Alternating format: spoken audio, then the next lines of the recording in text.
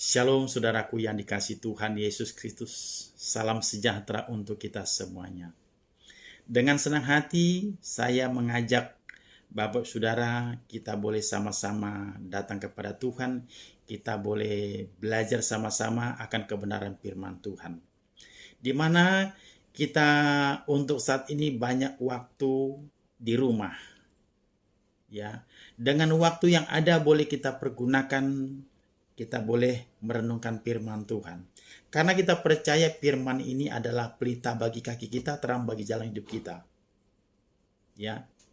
Dengan pembacaan firman Tuhan, kita akan merasakan ketenangan. Kita akan mendapatkan kekuatan di dalam menghadapi tantangan kehidupan. Oleh sebab itu, Bapak Saudara, mari kita terlebih dahulu satukan hati, kita berdoa sama-sama. Bapa di surga, Bapa yang kami muliakan di dalam nama Tuhan Yesus Kristus. Kami mengucap syukur Tuhan untuk kasih kebaikan Tuhan, kesehatan yang Tuhan sudah berikan. Waktu yang ada biarlah kami boleh datang kepada Tuhan merenungkan firman-Mu. Roh Kudus tolong kami, berikan kami hikmat, berikan kami kemampuan, kecerdasan, daya ingat yang baik. Biarlah Tuhan firman-Mu hari ini yang kami dengarkan, kami percaya, kami pasti diberikan damai sejahtera sukacita, ketenangan, kekuatan untuk menghadapi setiap persoalan, masalah, tantangan dalam kehidupan. Kami percaya Tuhan, setiap orang yang mendengarkan firman-Mu, maka yang sakit disembuhkan, yang terikat dilepaskan, yang susah dihiburkan, yang lemah dikuatkan oleh firman-Mu dengan pertolongan Roh Kudus. Terima kasih Tuhan, urapi kami pribadi lepas pribadi. Di dalam nama Tuhan Yesus aku berdoa dan mengucap syukur, haleluya, amin. Mari Bapak Saudara, kita ambil Alkitab kita buka dan kita baca dari Injil Matius 13 ayat yang ke-47 sampai ayat yang ke-52. Saya bacakan untuk kita semuanya. Demikianlah pula hal kerajaan sorga itu seumpama pukat yang dilabuhkan di laut, lalu mengumpulkan berbagai-bagai jenis ikan. Setelah penuh, pukat itu pun diseret orang ke pantai, lalu duduklah mereka dan mengumpulkan ikan yang baik ke dalam pasu, dan ikan yang tidak baik mereka buang. Demikianlah juga pada akhir zaman. Malaikat-malaikat akan datang memisahkan orang jahat dari orang benar, lalu mencampakkan orang jahat ke dalam dapur api. Di sanalah akan terdapat ratapan dan kertakan gigi. Mengertikah kamu semuanya itu? Mereka menjawab, ya, kami mengerti. Maka berkatalah Yesus kepada mereka, karena itu setiap ahli Taurat yang menerima pelajaran dari hal kerajaan sorga itu seumpama tuan rumah yang mengeluarkan harta yang baru dan yang lama dari perbendaharaannya. Nah, tema renungan firman Tuhan hari ini adalah menjadi orang Kristen yang sejati, ya. Menjadi orang Kristen yang sejati. Nah, di sini pukat biasanya ditaruh di laut untuk menjaring berbagai jenis ikan dengan jumlah yang cukup banyak. Ya. Dalam pemberitaan Injil, Yesus seringkali memberikan suatu perumpamaan seperti pukat. Pukat untuk menjaring, menjangkau banyak jiwa-jiwa. Ya. Nah, dalam pemberitaan Injil, ada banyak orang yang mendengarkan firman Tuhan, tetapi tidak semua menjadi anak-anak Allah yang sejati. Tidak semua orang yang mendengarkan firman Tuhan melakukannya dengan sungguh-sungguh. Ada sebagian hanya mendengarkan saja, tetapi tidak melakukannya dengan sungguh-sungguh. Ya. Di ayat yang ke-48 dikatakan, setelah penuh pukat itu pun diseret orang ke pantai, Lalu duduklah mereka dan mengumpulkan ikan yang baik ke dalam pasu dan ikan yang tidak baik mereka buang. Nah, di sini pukat yang ditaruh di laut itu dengan tujuan untuk menjaring banyak ikan. Dalam penjaringan ikan tersebut ada yang baik ikannya, ada yang tidak baik. Demikian juga halnya Bapak Saudara, dalam pemberitaan firman Tuhan, banyak orang yang mendengarkan firman Tuhan, tetapi tidak semua orang yang menjadi Kristen yang sejati, tidak semua orang yang menjadi anak-anak Allah yang sejati, tidak semua orang yang menjadi pelaku firman Tuhan. Ya. Jadi ikan yang tidak baik itu dibuang. Ikan yang tidak baik itu dibuang. Karena apa? Karena tidak berguna. Karena tidak berguna, saudara. Nah, pada akhir zaman, Yesus memerintahkan para malaikatnya untuk memisahkan orang-orang jahat dari orang-orang benar. Pada akhir zaman, Tuhan Yesus memerintahkan malaikat-malaikatnya untuk memisahkan orang jahat dari orang-orang benar. Jadi orang jahat itu akan dicampakkan, dilempar, dibuang karena tidak berguna, saudara. Karena tidak berguna. Yesus berkata di dalam Yohanes 15, tinggallah di dalam aku. Sebab di luar aku kamu tidak dapat berbuat apa-apa. Yesus mengatakan orang yang tidak tinggal di dalam Tuhan, tidak melakukan firman-Nya, tidak dapat berbuat apa-apa. Maka orang-orang yang demikian tidak berguna. Akhirnya dikumpulkan, lalu dibuang, dibakar. Sama halnya ikan yang didapatkan tadi, karena tidak baik, itu juga dibuang. Nah, jadi Yesus mengatakan supaya malaikat-malaikat memisahkan orang-orang jahat dari orang-orang benar. Ya. Dan mereka akan dicampakkan ke dapur api. Sea of fire. Lautan api, dan di sanalah akan terdapat ratapan dan keretakan gigi. Jadi orang-orang jahat itu akan dilemparkan ke lautan api.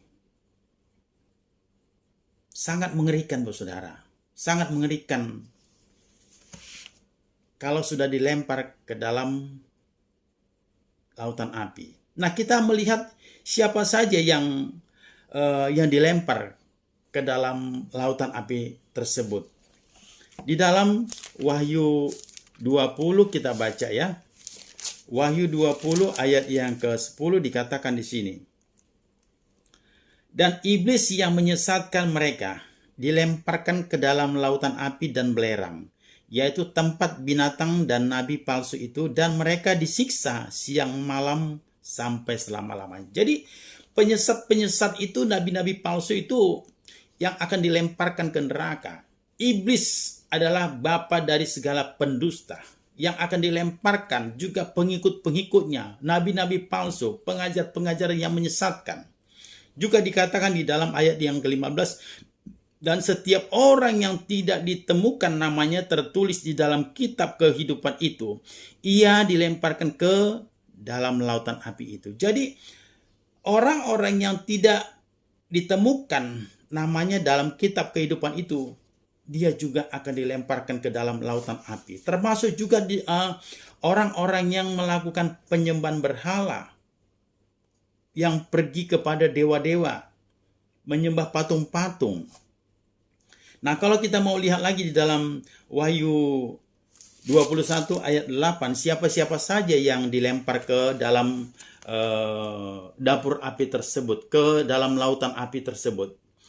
Wahyu 21 ayat 8 mengatakan, tetapi orang-orang penakut,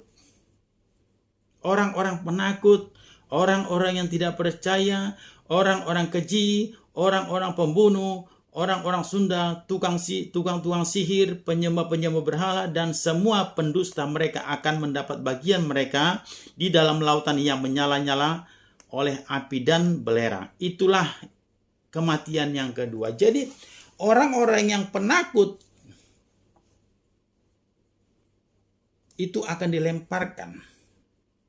Yang tidak percaya kepada Kristus, pembunuh, orang-orang Sunda, tukang-tukang sihir, penyembah-penyembah berhala, ini akan dilemparkan nanti ke dalam dapur api.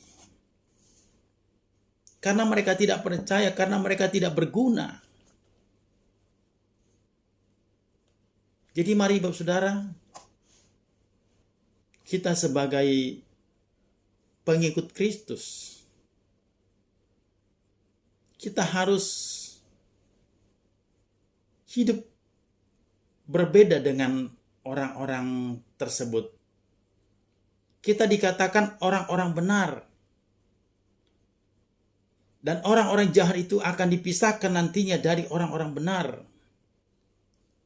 Nah, orang jahat dipisahkan dari orang benar, berarti kita harus menjadi orang Kristen yang sejati. Kita harus menjadi orang Kristen yang sejati. Berarti orang sejati itu adalah mengikuti jalannya Tuhan yang tidak kompromi dengan orang-orang dunia. Rasul Paulus mengatakan supaya kita berbeda dengan orang-orang dunia. Kita harus berbeda dengan orang-orang dunia, tidak menuruti keinginan mereka. Kita harus menjauhkan diri daripada mereka, tidak kompromi dengan apa yang mereka lakukan.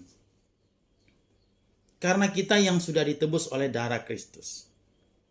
Lalu kita disebut adalah orang Kristen yang sejati, mengikut jalan Tuhan. Tidak kompromi dengan orang-orang dunia. Berarti cara hidup kita juga harus benar. Cara hidup yang lama harus kita buang. Sikap yang tidak berkenan di hadapan Tuhan harus kita tinggalkan, kita buang. Kita harus hidup dalam pertobatan. Di dalam Kisah 11 ayat yang ke-26 berkata, Kisah 11 ayat yang ke-26, saya bacakan. Kisah 11 ayat 26b mengatakan, di Antiochialah murid-murid itu untuk pertama kalinya disebut Kristen. Di Antiochialah murid-murid itu untuk pertama kalinya disebut Kristen. Mereka disebut Kristen sejati. Karena apa? Karena mereka telah menunjukkan kualitas hidup yang mencerminkan Kristus dan tentunya berbeda dari orang-orang pada umumnya. Jadi mereka itu menunjukkan kualitas hidup yang sesungguhnya, yang sesuai dengan firman Tuhan. Menjadi orang Kristen, Bapak Saudara, tidak cukup kita percaya. Menjadi orang Kristen yang sejati itu, kita tidak cukup hanya mendengarkan firman saja. Tetapi kita harus melakukannya. Meresponi firman Tuhan. Menjadi orang Kristen tidak cukup hanya sebagai pendengar firman yang disampaikan kepada kita. Tetapi kita harus menjadi pelaku firman. Tindakan dan perbuatan kita harus sesuai dengan karakter Kristus dan mau dipimpin oleh Roh Kudus. Ini yang perlu kita perhatikan, saudara. Kita yang disebut adalah Kristen yang sejati. Kita harus menjadi pelaku firman, bukan sekedar pendengar, bukan hanya sebagai orang percaya saja. Karena orang di luar Kristen juga banyak orang percaya kepada Yesus, tetapi tidak melakukan firman-Nya. Banyak orang yang mendengarkan firman Tuhan tetapi tidak melakukannya. Nah, di sini melalui renungan firman Tuhan, hari ini saya mengajak saudara supaya kita menjadi Kristen yang sejati, menjadi pelaku firman yang sungguh-sungguh memiliki karakter Kristus yang baik. Sikap perbuatan karakter yang lama itu harus kita buang. Maka mari Bapak Saudara kita menjadi orang Kristen yang sejati. Kita tetap setia mencintai firman-Nya. Kita tetap taat untuk melakukan apa yang baik dan yang berkenan di hadapan Tuhan. Walaupun berbagai macam pergumulan, masalah, tantangan yang kita hadapi untuk saat ini, kita datang kepada Tuhan, andalkan Tuhan. Maka kita boleh melewati setiap pergumulan masalah yang akan kita hadapi. Demikian firman Tuhan, mari kita berdoa. Bapa, terima kasih Bapa di surga untuk firman-Mu. Di hari ini kami boleh mendengarkannya. Kami percaya Tuhan firman-Mu penuh kuasa. Firman-Mu hidup. Setiap kami yang sudah mendengarkan firman-Mu, kami percaya Tuhan, kami sudah dikuatkan. Kami percaya Tuhan, yang sakit sudah disembuhkan. Yang terikat sudah dilepaskan. Yang lemah sudah dikuatkan. Yang susah dihiburkan di dalam nama Yesus. Roh Kudus, tuntun kami, pegang tangan kami, kuatkan, teguhkan iman kami untuk tetap setia mengikut Engkau. Terima kasih Tuhan Yesus, terima kasih Roh Kudus. Di dalam nama Yesus kami berdoa dan ucap syukur. Haleluya. Amin. Tuhan Yesus memberkati. Shalom.